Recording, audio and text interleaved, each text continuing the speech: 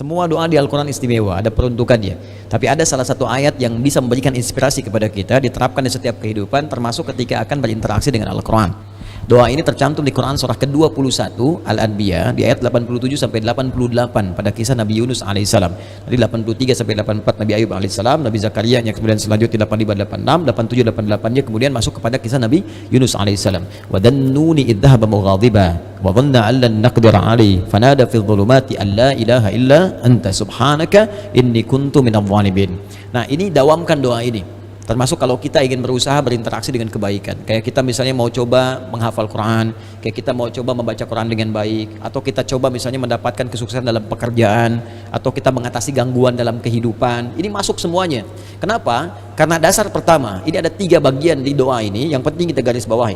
Pertama, la ilaha illa anta, ya. Awas. 2, subhanak.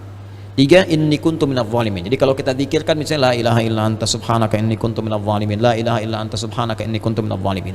Kalimat la ilaha illa anta, yakni la ilaha illallah, ini dasar semua kehidupan kita. Dahsyatnya kalimat ini. Ya, dari kalimat inilah kita tercipta. Dari kalimat inilah kita diminta untuk beribadah. Makanya beliau tadi menyitir Quran surah ke-51 Ad-Dhariyat di ayat ke-56.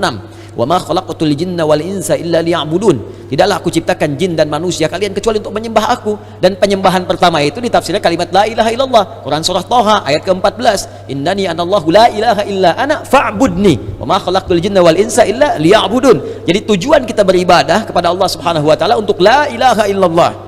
Hadirnya kita di sini, hidup di dunia la ilaha illallah.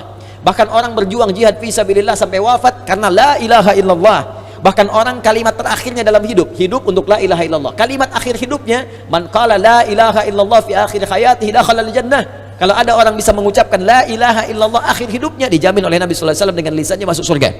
Bayangkan, kita hidup untuk la ilaha illallah, berjuang untuk la ilaha illallah. Wafat pun bisa mengucapkan la ilaha illallah. Dijamin semua kebaikan.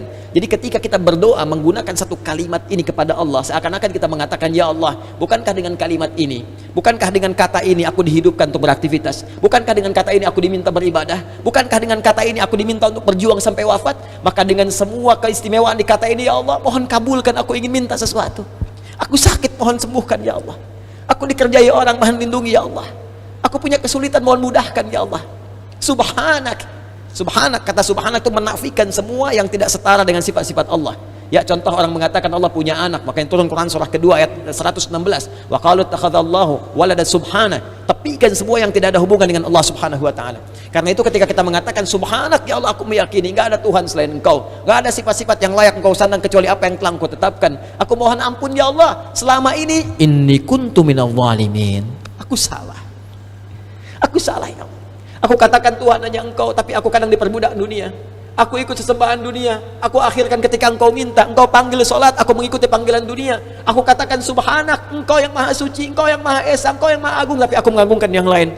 Aku salah, ya Allah. Inni kuntu minadh dhalimin. Aku salah. Nah, kalau kita dawamkan doa ini dalam kehidupan, la ilaha illa anta subhanaka inni kuntu minadh dhalimin, maka satu kalimat ini adalah kalimat yang sangat indah yang bisa mempercepat doa. Tahu dari mana ini semua? Jawaban ayatnya, lihat ayat selanjutnya, fastajabna, istikhdami fa harfu atfin rabitin baina syai'aini bila hudud. Cepat, huruf yang mengikat dua peristiwa dan berlangsung tanpa jeda. Peristiwa pertama berdoa, peristiwa kedua jawaban dari doa. Ya, wa qul wa fi hadhil ayat min ayat 83 84 kullu fastajabna di ayu fastajabna pakai fa semuanya. Fastajabna, kami akan cepat jawab. Fastajabna, kami akan cepat jawab.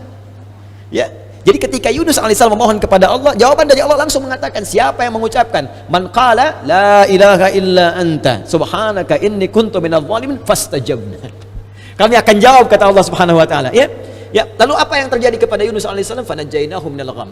Ya, kami lepaskan dari kesulitan hidupnya.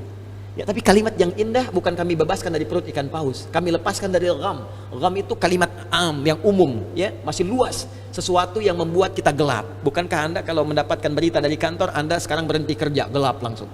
Padahal harinya siang. Bisa kepleset di jalan, gitu kan? Lamaran ditolak langsung gelap, gitu kan? Itu gham namanya. Wa kadzalika nunjil mu'minin. Demikianlah kalau ada orang beriman setelah ini mengamalkan doa yang sama, kata Allah, kami jamin kami akan kabulkan seperti aku mengabulkan doanya Yunus alaihissalam.